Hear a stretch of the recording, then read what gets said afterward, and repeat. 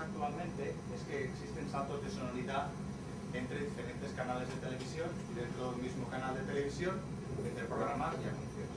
Esto hace que el telespectador tenga que ajustar constantemente el volumen del televisor. Esto ha sido producido porque en los últimos años ha habido un aumento excesivo de la compresión con el afán de sonar más alto que la competencia y captar de esa manera la atención del oyente, y esto ha dado paso a una reducción de la dinámica y la calidad de sonido.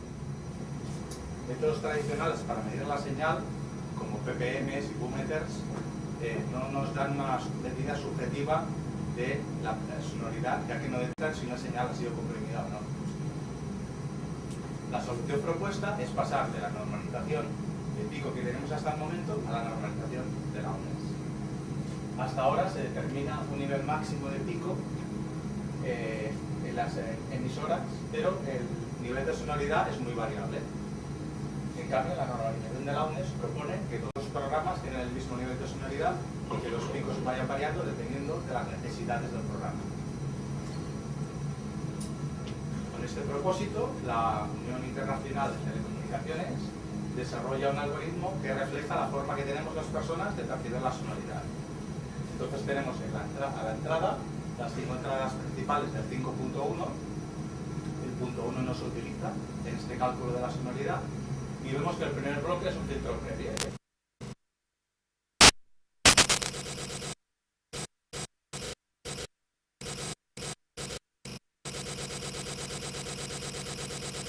B, que tiene esta forma de aquí, y es una curva B modificada. Al conjunto del filtro previo y del filtro RLB se le llama filtro K y tiene esta forma. Después del filtro K se calcula el valor cuadrático medio y a continuación se aplican los coeficientes para representar el ángulo de incidencia de esta señal del oyente. Vemos aquí una tabla que representa los cálculos, los coeficientes, y vemos que se da más peso a los canales de ambiente. A continuación se suman todos los canales y vemos que al final del algoritmo hay una puerta de sonido que simula un poco cómo percibimos nosotros la sonoridad. Nuestra percepción de la sonoridad está compuesta por los sonidos de primer plano, pero no por los sonidos de fondo. Entonces esta puerta elimina estos sonidos de fondo que no cuentan para nuestra percepción de la sonoridad y los silencios. A partir del algoritmo creado por la ITU, la Unión Europea de Radiotelevisión crea su recomendación R128, en la que nos dice que una señal será caracterizada por 3 parámetros. El primero es sonoridad de programa e indica la sonoridad integrada durante la duración de un programa. Las unidades son loops para medidas absolutas y loop para medidas relativas. Un incremento de un loop equivale a un incremento de un dB. Se establece el nivel de emisión a menos 23 loops con una tolerancia de más o menos un loop para aquellos programas en los que sea difícil alcanzar una cifra exacta, como por ejemplo programas en directo. El segundo parámetro es el nivel de pico real y nos indica el valor máximo, positivo o negativo, de la forma de onda en el dominio del tiempo. La unidad es dBTP, este TP significa true peak, que es pico real. Se mide con un sonómetro true peak que emplea la técnica del sobremuestreo para detectar todos los picos. Así, para señales de 48 kHz, las multiplicaríamos por 4 para obtener una frecuencia de muestreo de 192 kHz. El valor máximo determinado es menos un dB true peak. El tercer parámetro es el rango de sonoridad, que indica la variación de la medida de la sonoridad de un programa. La unidad es el loop y nos permite identificar el entorno de reproducción más adecuado para una señal. Para hacernos una idea, en esta tabla mostramos los rangos de sonoridad típicos para diferentes entornos de reproducción. Vemos que el cine tendría el rango de sonoridad más alto y la radio del coche el más bajo. Podemos medir la sonoridad en 3 intervalos distintos de tiempo. Al primero lo llamamos M y mide la sonoridad en un intervalo de 400 milisegundos. Al segundo le llamamos S y mide la sonoridad en un intervalo de 3 segundos. Y el tercero se llama I y mide la sonoridad integrada durante el periodo total de la medición. Para los dos primeros no se utiliza la puerta de sonido que he explicado en el algoritmo, pero para el tercero sí que se utiliza. Pues ahora pasamos a la parte práctica de mi trabajo. He preparado dos audios muy cortitos para hacer una comparativa. Os diría que os puedo poner ahora. Perfecto. Con el primero es una secuencia que he montado para simular cuál es el problema que tenemos actualmente. Entonces he puesto 4 pistas de audio, una detrás de otra, con el mismo nivel de pico, que en este caso es menos 9 dB full scale. Entonces veremos que estas piezas de audio, aunque tienen el mismo valor de pico, las percibimos con una sonoridad muy distinta una de la otra. Vamos a escucharlo. I was interested in trying to find a simpler way to mechanically make a bridge get out of the way so that ships could go through. Like this. Mirror, mirror, available direct now from Sky Movies box office.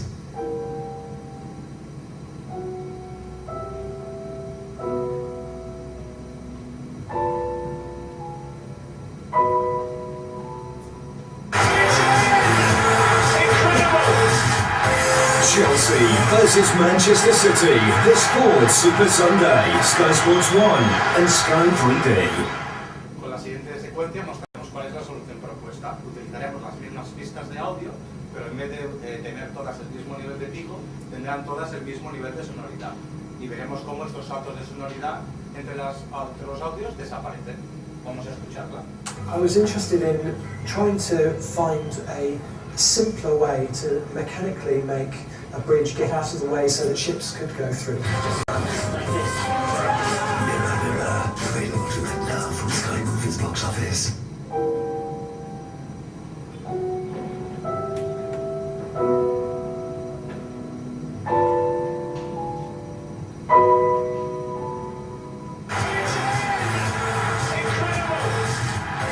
Chelsea versus Manchester City, the Sports Super Sunday, Sky Sports 1 and Sky 3D. Vemos que la solución propuesta funciona y que realmente es capaz de dejar todas las pistas al mismo nivel de sonoridad. Para el siguiente apartado, hice unas medidas en un canal de televisión del Reino Unido, que es donde vivo, porque estaba interesado en saber si había diferencia de sonoridad entre canales, entre programas de anuncios dentro del mismo canal, etc. Y ahora veremos los resultados y los analizaremos un poco. Esto que tenemos aquí es un medidor de sonoridad, aquí a la derecha, y aquí podemos ver los 3 intervalos en los que se mide la sonoridad que he explicado antes. Está el M, el S y el I. Aquí a la derecha tenemos el rango de sonoridad y aquí abajo el true. Pues bien, esta tabla nos indica cuál es la sonoridad media en los canales de televisión. Aquí hemos hecho la franja horaria en la media entre 3 franjas horarias distintas. Entonces, en el eje horizontal tenemos los distintos canales y en el vertical la sonoridad. Con una X hemos marcado la sonoridad de los programas y con un cuadrado la de los anuncios. Entonces, aquí podemos ver que la sonoridad entre distintos canales es bastante similar. En esta otra gráfica volvemos a mostrar la media entre las 3 franjas horarias.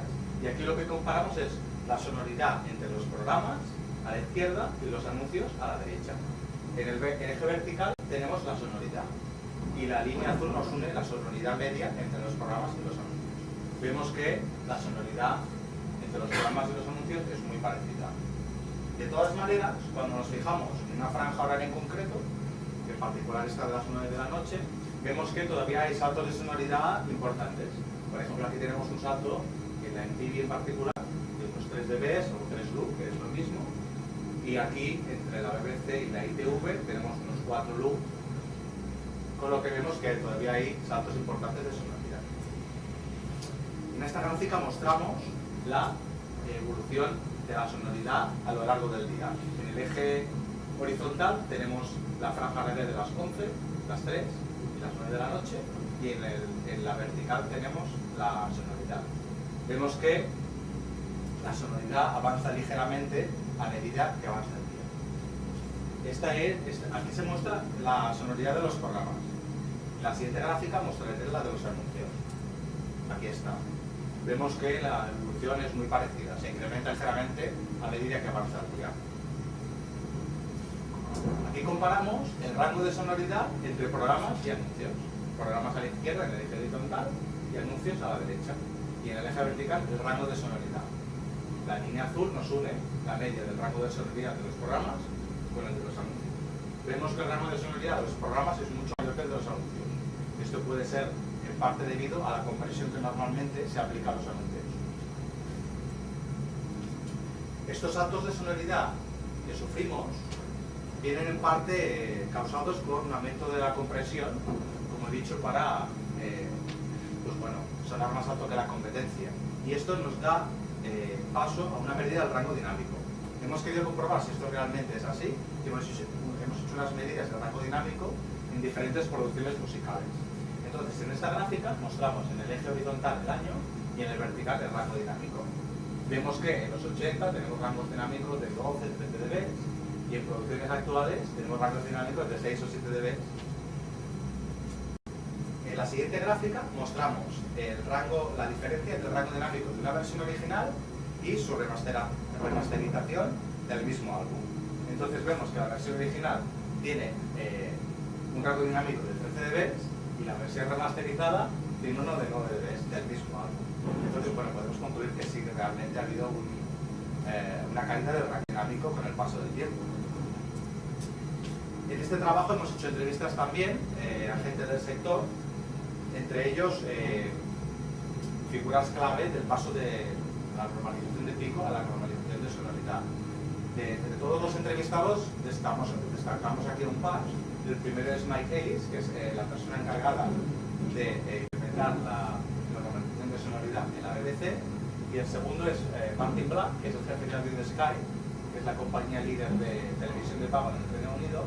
Forma parte del grupo Pilao, que pertenece a la EPU, que es el organismo que hace las recomendaciones de sonoridad, y Martin es el creador del tono Blitz, que lleva su nombre, Black, y se utiliza internacionalmente para alinear circuitos 5.1. Pues bien, de estas entrevistas se desprende que se agradece la libertad de poder mezclar con los oídos y de utilizar todo el rango hasta menos 1 dB full scale. Los entrevistados nos cuentan que están contentos con los nuevos resultados, ya que se dejan pasar más transitorios, aumenta la calidad y pureza del sonido y la equivalencia de sonoridad. Nos cuentan también que uno de los retos es hacer que el material proveniente de fuentes externas, como material antiguo o preproducido, cumpla estas recomendaciones de sonoridad. Hemos querido en este trabajo también buscar los puntos débiles de esta normalización de sonoridad. De los 12 que identifico en la memoria, hemos elegido 2 para la presentación. El primero es un problema que está en el filtro del algoritmo, que es un filtro paso alto, que como tal pondera a la baja las bajas frecuencias, y entonces se puede dar el caso de que para voces masculinas con mucha baja frecuencia, el valor que nos dé el algoritmo de la sonoridad sea más bajo que la sonoridad real de dicha pieza. Entonces, cuando queramos incrementar este bajo valor que nos ha dado el algoritmo, la pieza sonará demasiado alta. El segundo problema que explico aquí es la puerta de sonido del algoritmo. Si tenemos mucha información puesto por encima de esta puerta de sonido, hará que el cómputo total de la sonoridad baje, porque serán valores bajos, y entonces al querer incrementar este bajo valor para ponerlo al nivel deseado, la pieza sonará demasiado alta. Entonces estos 2 puntos podrían ser utilizados como truco publicitario para sonar más alto que la competencia. Vamos a entrar ahora en el resumen del trabajo y conclusiones. Hemos visto que ha habido un aumento excesivo de la compresión en los últimos años para sonar más alto que la competencia y captar así la atención del oyente, y esto ha dado paso a una reducción de la dinámica y de la calidad del sonido. A causa de los cambios de sonoridad sufridos por los oyentes, se introducen las recomendaciones de sonoridad. Estas recomendaciones proporcionan equivalencia de sonido y dan prioridad a la calidad, aumentando la dinámica y los transitorios. Hemos comprobado también que el algoritmo es capaz de reflejar nuestra percepción de la sonoridad. Nuestras medidas indican que existen saltos de sonoridad entre diferentes canales de televisión y también dentro de un mismo canal entre los programas y los anuncios. Hemos visto también que la sonoridad aumenta ligeramente a medida que avanza el día. Hemos comprobado que el rango de sonoridad de los programas es mayor que el de los anuncios, y esto puede ser debido en parte a la compresión que normalmente se aplica a los anuncios. Y, por último, hemos visto que aunque las recomendaciones de sonoridad representan un gran paso adelante, tienen también ciertos aspectos que se pueden mejorar. este último capítulo vamos a hablar de futuros retos y líneas de investigación. El primer reto que encontramos es la implantación generalizada de esta normalización de sonoridad. La ITU desarrolla el algoritmo de sonoridad, pero luego tenemos organizaciones que nos recomiendan cosas distintas. Por ejemplo, en Europa tenemos a la EBU, que en su recomendación R128 nos dice que la sonoridad de un programa tendría que ser menos 23 loops con una tolerancia de más o menos un loop, y que el nivel máximo de pico real tendría que ser menos 1 dB true peak. En cambio, en Estados Unidos tenemos la ATST, que en su recomendación A85 nos dice que la sonoridad del programa tendría que ser menos 24 LKFS. LKFS es la misma medida que loops, pero expresada de forma distinta, con más o menos 2 dB. Y en un nivel de pico real de menos 2 dB true peak. Entonces tenemos dos clases estándares aquí que están ralentizando la creación de herramientas para implementar la normalización de sonoridad y están aumentando el riesgo de encontrarnos con señales normalizadas erróneamente. El segundo reto que encontramos es lograr que la normalización de sonoridad se implemente no solamente en televisión, sino también en radio, música y cine. Como líneas de investigación proponemos un estudio para mejorar los puntos débiles del algoritmo, como los que hemos comentado antes del filtro y la cuerda del sonido, para hacerlo más resistente a trucos publicitarios. Y por último, recomendamos también una investigación con la finalidad de incorporar el canal LCE, que es el punto 1 del 5.1, que no se incluye en este momento en la medida de la sonoridad. Proponemos hacer un estudio para incluirlo y conseguir de esta manera un algoritmo todavía más robusto. Pues aquí mi explicación, espero que la hayáis disfrutado, y si tenéis alguna pregunta, pues me gustaría poder contestarla. Muy bien, gracias Tomás. Ahora Antonio, nuestra coordinadora de redes. Gracias a vosotros. Es de las primeras presentaciones en las que voy a hablar de estos temas. Sí, es un poco así innovador, ¿verdad? Me interesa Sí. mucho porque es un tema Perfecto, me alegro. algunas dudas sobre las medidas que hiciste y después en la relación con las entrevistas que llevaste a cabo. Sí. Exactamente qué les enseñaste a estas personas y el feedback que te dieron en relación a qué era exactamente. De acuerdo. ¿Les habías enseñado tú sobre la aplicación de este algoritmo de normalización de la sonoridad? De acuerdo. De acuerdo.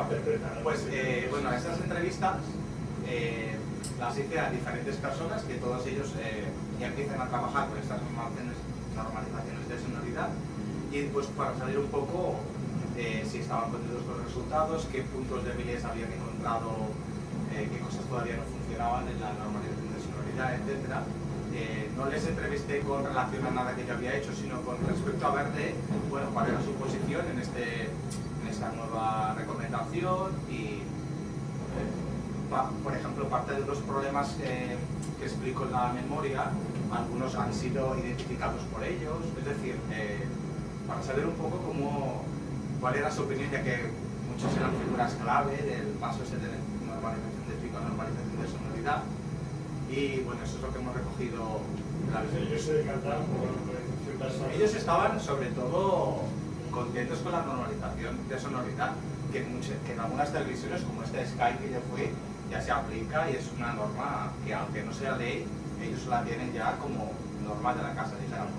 Y sobre todo, pues bueno, estaban contentos la mayoría con estas nuevas normalizaciones, y al mismo tiempo nos identificaban pequeñas cosas que todavía se podrían pulir, como bueno, por ejemplo,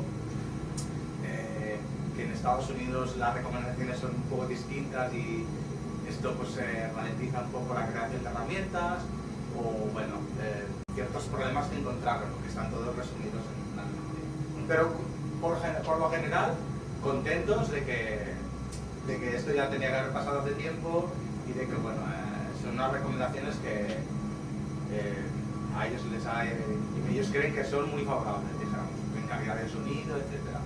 Entonces, bajo tu criterio, este hecho que has comentado de cuando has estudiado la sonoridad que emiten los programas, ¿no?, de televisión, en este caso, Sí.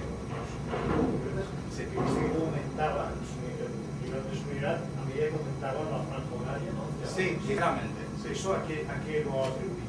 Bueno, pues la respuesta... Realmente no se están aplicando entonces estos criterios, ¿no? Se están aplicando... Bueno, la normalización en sí. Exacto.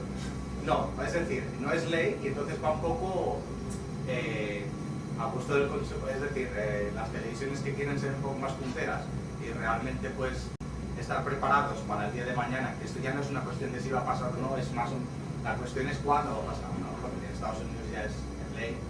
Pues bueno, sí, a medida que avanza el día, ligeramente se incrementa la sonoridad, que respondiendo un poco a tu pregunta, yo esto lo achaco un poco pues, hacia el prime time, cuando vamos hacia el prime time, pues bueno, estos programas intentan, todavía compiten más por la audiencia y quizás suben todavía un poquito más el nivel, ¿no? Si cabe. No se debería, perdón, no se debería más también a que el oído está cansado durante el día y necesita un poquito más de nivel. Lo digo por la fatiga del oído. Puede ser, sí. Lo que pasa es que esto sería si una persona está todo el día viendo la televisión, ¿no? Y claro, sí que habrá gente así. Pero sí, también podría ser una razón, claro. Sí, sí. Prime time, esto. Es un aumento muy ligero, ¿eh? No es una cosa muy significativa. Era un dB y medio, no es una cosa... Es decir, los saltos que encontramos entre programas y anuncios son mayores que este incremento entre franjas horarias. Entonces, realmente lo que se tiene que pulir es esta... Lo hecho que he visto que alguna emisora los anuncios se emiten con menor nivel. Sí, esto es una cosa que me sorprendió a mí también. Sí, yo estaba cogiendo... Es lo contrario, ¿no? Sí. Estoy acostumbrado a ver Sí, Sí. también en el TV3 te meten Sí. un subidón. Sí. Bueno, Yo no simplemente los anuncios he encontrado más altos que los programas, es decir, como sensación.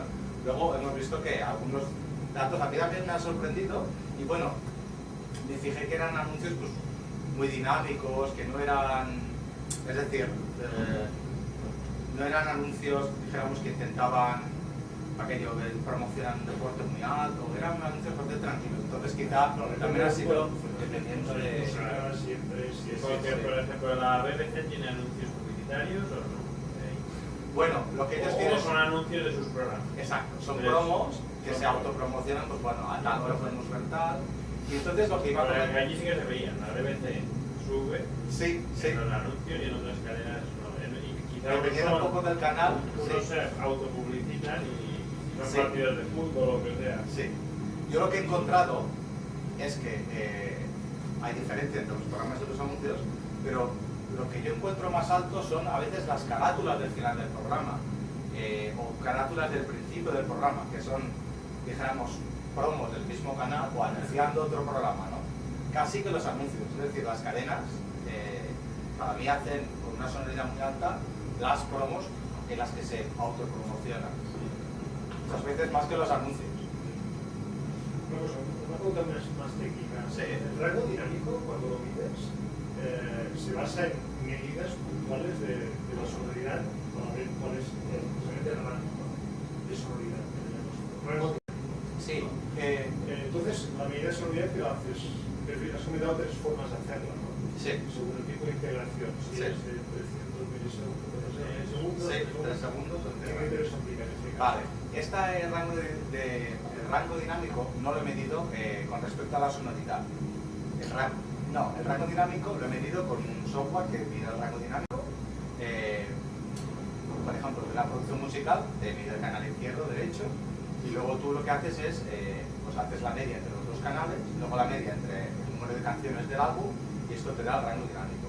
Es decir, el rango dinámico no está directamente relacionado con la sonoridad. Lo que estaría relacionado sería el rango de sonoridad.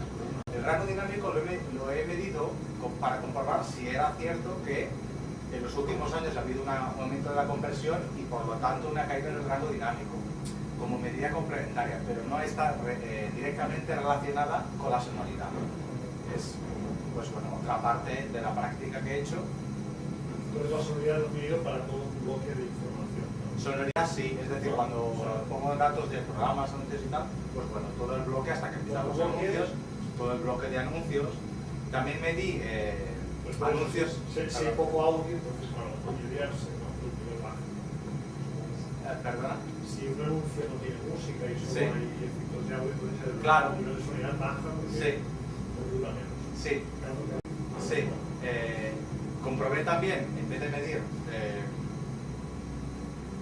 todos los programas que están en un descanso, pues, perdón, todos los anuncios, medir anuncios por separado, y bueno, no se veía, si por ejemplo la media nos daba menos 23, no sabía que uno era menos 18, es decir, no había diferencias abismales tampoco entre anuncios. Entonces, bueno, sí, estas medidas han sido entre programas y anuncios.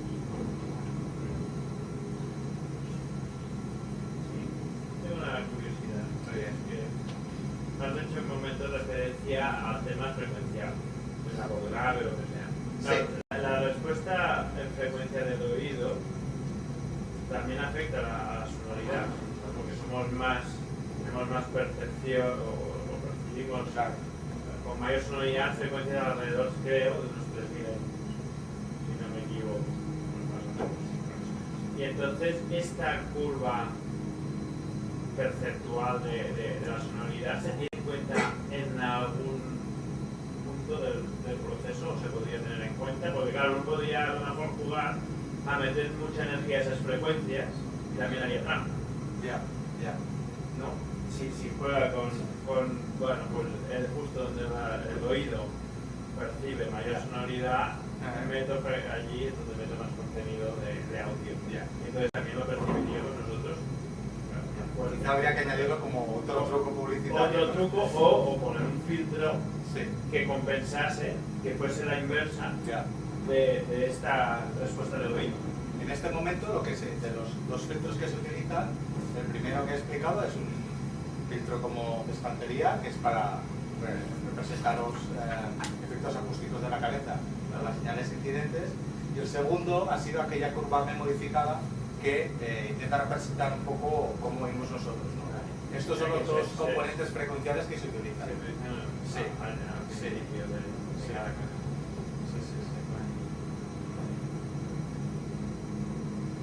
Y respecto a la... Has programado el algoritmo que nos permite hacer esta medida, ¿no? Entonces, ¿puedes dar un poquito de detalles de qué has programado? No he programado el No. algoritmo. Ese es el algoritmo que recomienda. Sí, este algoritmo está recomendado por la Y Unión. tú ya lo has utilizado y yo, gracias sí, exacto. a ese algoritmo puedes hacer hecho todo esto. Sí. Es un estándar. Sí. Y ya facilitan, o hay equipos que los... Sí. Por ejemplo, cuando he enseñado un poco al principio de la práctica esta pantalla en la que he dicho aquí medimos las tres, eso es uno de los medidores de sonoridad que yo he utilizado, que te dan la medida en los 400 milisegundos, en 3 segundos, también te la dan en la entrada, te dan el rango de sonoridad, el máximo pico real. Sí, eso es un medidor del algoritmo que ya está acordado, que dijéramos esto es el que mejor refleja nuestra sonoridad, ¿no? Luego todas las medidas que he hecho al final, pues bueno, son unas ciertas, lo que he explicado de la práctica, bueno, parte de lo que he hecho lo he explicado porque claro, no es da tiempo a todo, pero bueno, el algoritmo sí, ya viene dado por la y ya está implementado en algunos Sí. tipos de medidas. Exactamente, sí. No es que sea un software que tengas que correr No. o lo que sea. No. Está dado, sí. Y luego, bueno, hemos identificado este problema de que incluso teniendo este algoritmo que refleja la sonoridad, al tener diferentes organizaciones que recomiendan cosas un poco distintas, ahí es donde un poco tenemos uno de los problemas, ¿no? A ver si esto se unifica o si cada uno sigue por su lado y pues las herramientas, claro, ahí pues está ralentizando un poco, hay más riesgo de error, ¿no? Sí. Como normalizar, a ver cómo... Si tienes programas de que cumplen una normativa y cuando te cumplen la otra. Exactamente. Mike Ellis, que es la persona que va a implementar la normalización de sonoridad en la BBC, me comentaba que lo que él había, dijéramos, visto es que señales que cumplían un estándar era casi seguro que no cumplieran el otro. Aunque hay una diferencia pequeña es decir, la recomendación no hay una variación muy grande de lo que recomiendan, pero suficiente como para que prácticamente todas las que cumplen uno no cumplan el otro y al revés. Entonces, claro, esto habría que pulirlo de alguna manera, ¿no? Pero bueno, claro, a ver lo que pasa, el tiempo dirá. Sí, porque luego en Gran Bretaña hay algún organismo que vaya verificando esto, que vaya haciendo medidas, que sanciones si alguien se pasa. ¿Hay algún consejo de audiovisual allá Sí, que tenga que realmente? Sí, Ofcom. Lo que pasa que de momento no es ley. Es decir, Ahora solo pedirían a pico, ¿no? sí, Lo que exactamente. controlaría es que no se Sí, pase. sí. de- El algoritmo este se creó en el 2006, luego la EU empezó a hacer sus recomendaciones en el 2010 y en Estados Unidos desde finales del 2012 es ley ya que lo tiene que cumplir, ¿no?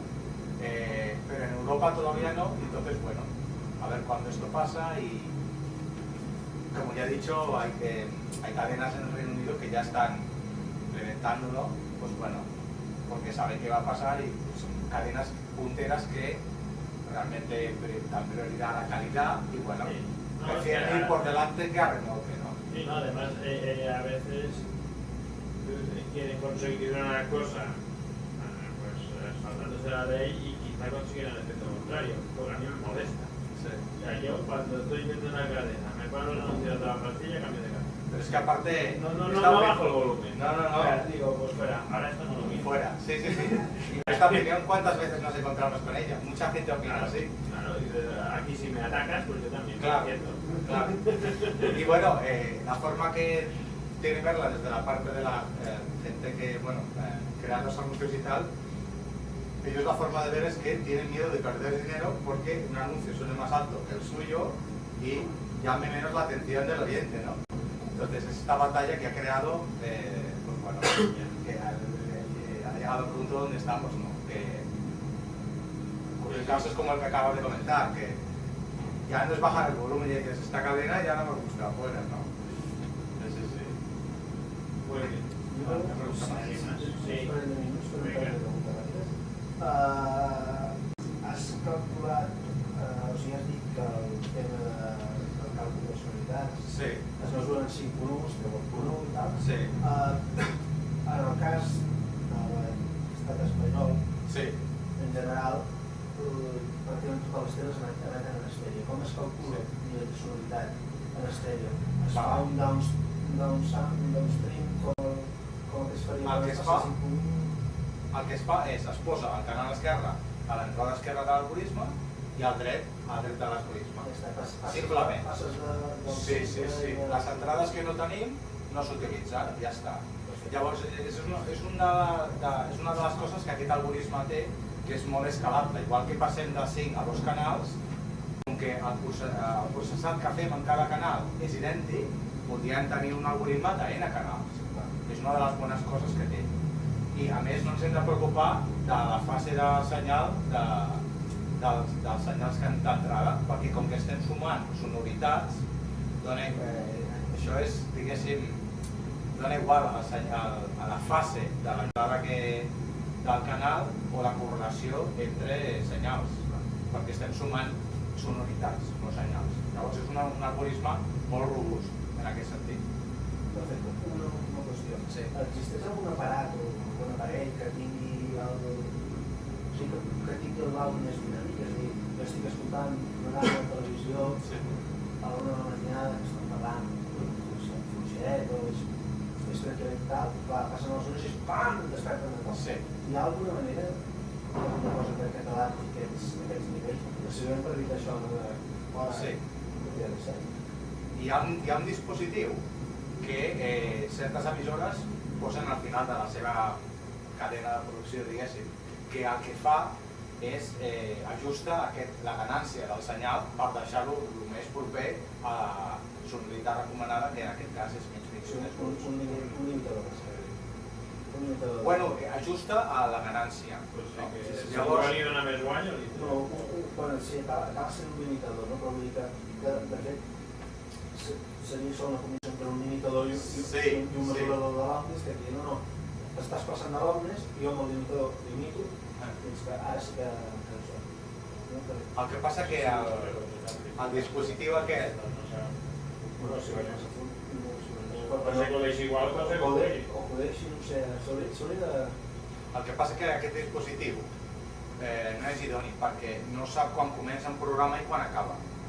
I també té altres coses com, per exemple, tu has de programar l'atac, diguéssim, el temps en què aquest dispositiu comença a actuar. Llavors, si posem aquest atac, un temps d'atac molt curt, el que passarà és que a la sortida d'aquest dispositiu tindrem una salxitxa d'àudio de menys 23 loops, que és la sonoritat recomanada. I perdrem tota la dinàmica i el senyal estarà molt desvirtuat. I això no és el que es pretén, no? D'altra banda, si el temps d'atac el posem, deixem massa temps, diguéssim, els problemes, és a dir, a la unió dels programes, que és on estan els problemes, els canvis de sonoritat, no els tocaria, no li donaria temps d'atacar això. Llavors és una solució que no és idònia. El que s'ha de fer és normalitzar les peces d'àudio, passar al control de qualitat i els pesàmetres. No és una solució bona, diguéssim. Es perd qualitat d'àudio si s'utilitza això en comptes de fer-ho bé i normalitzar les peces d'entrada i després emetre-les ja amb la sonoritat que correspongui. Són fabricants de televisori que podria posar una manera que si ara és un lloc que no fica aquí és la mesura de la sonoritat i ell ajustés i ell fos el limités, això potser diria. Perquè clar, jo estava pensant, imagina't una peça d'àudio que ja està normalitzada, diguéssim una pel·lícula de 2 hores, no? Imaginem que aquella pel·lícula, la sonoritat mitjana, que és el que es recomana, sigui de menys 23 loops, és a dir, que sigui correcte. Quan passi això pel dispositiu, aquesta pel·lícula tindrà parts més altes i parts més baixes. I la mitjana estarà bé, que és el que es demana. Però quan arribem a aquestes parts altes, què passa? Que es les retallarà i les baixarà aquest dispositiu.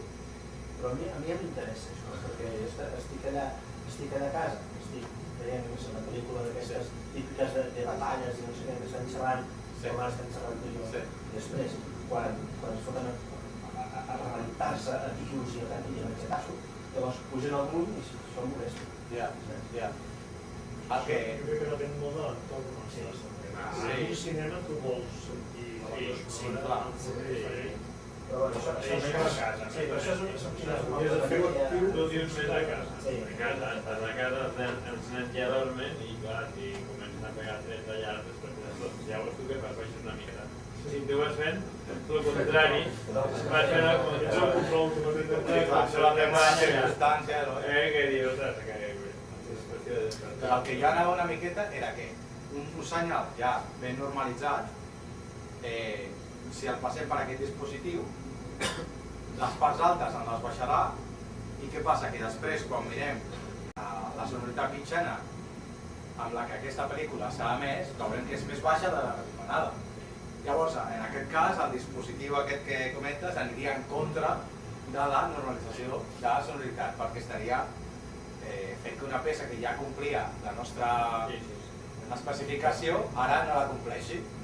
Llavors, com dic, és una solució dolenta, una miqueta, diguéssim, d'estar per casa, no? Per dir-ho d'alguna manera. És millor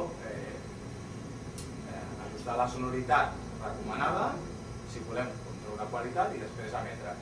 I això és, diguéssim, la manera idònia de fer-ho. No són els directes. Clar. Els directes ja hi ha però són dispositius aquests igual, Ja els directes tenen també, com que aquesta sonoritat va integrada en el temps, la sonoritat que es recomana de menys 23 loops, és una integració que es fa en el temps total del programa, no? Llavors, una de les pegues, diguéssim, és que, imagina't, un programa de mitja hora, no? I la sonoritat que tenim en els primers 29 minuts és de menys 23, o la que sigui, no? Passi el que passi, probablement en aquest darrer minut no es mourà gaire, o quasi segur que no es mou, perquè s'ha integrat durant tant de temps que, bueno, pot ser que al final sigui molt alt o molt baix, no ens canviarà el valor de la sonoritat. Llavors, aquest és un dels punts febles que potser no m'ha donat temps d'explicar tot, clar, a la presentació. Però, bueno. Vostè s'hauria de mantenir-ho de Clar, o sigui, dir, això dius, vale, la sonoritat ha de ser aquesta, però i el pic no es pot sobrepassar tant. Saps què passa? Que també els tres, aquests, diguéssim, tres mesures diferents, tres intervals de temps diferents, ja tenim el de 400 milisegons i 3 segons. Sí, que és que Però bueno, per exemple, el Mike Ellis, la persona aquesta de l'ABC, comentava que ell veia que potser haurien de fer una mesura, és a dir, un paràmetre que fos com 8 segons o alguna cosa així, que sigués fàcil per programes en directe de pujar més la sonoritat o baixar-la. Perquè 3 segons i 400 milisegons, com que són massa curts, i la integrada doncs massa llarg, clar, perquè, per exemple, l'exemple que he explicat de 29 minuts i el darrer minut, no? Llavors, bueno, això està començant, diguéssim, no? Però, bueno, sempre hi ha coses que es poden polir, com aquesta i altres altres que he identificat que també estan a la memòria. Ja està. Només? Sí, Ja està? no hi ningú, aquest senyor encara no és enginyer, Sovint, no?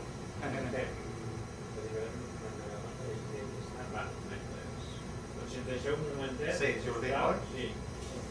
Val. ¿Dónde está un vídeo? Sí. Apagaré la càmera per no fer espionatge, Sí.